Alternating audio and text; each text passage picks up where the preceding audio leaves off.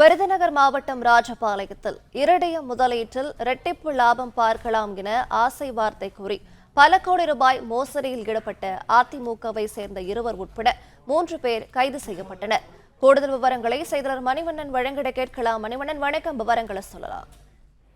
வணக்கம்.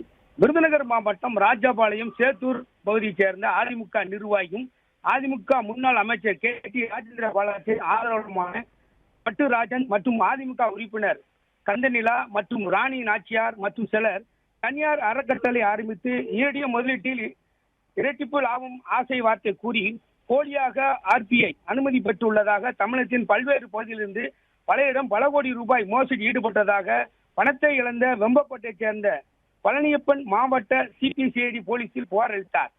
புகாரின் அடிப்படையில் விருதுநகர் CPCID போலீசார் அதிமுக நிர்வாகிகள் பட்டுராஜன், கந்தநிலா, ராணி நாச்சியார் ஆகிய மூவரையும் பிடித்து நடத்திய விசாரணையில் பல கோடி ரூபாய் மோசடியில் ஈடுபட்டு தெரிய வந்தது.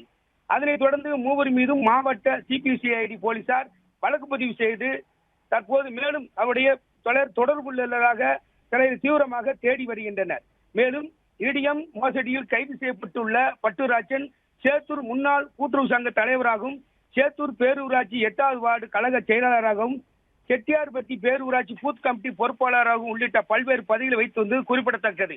பிளே ஸ்டோர் மற்றும் ஆப் ஸ்டோரில் இருந்து பாலிமர் செயலியை QR கோடு மூலம் பதிவிறக்கம் செய்யுங்கள்.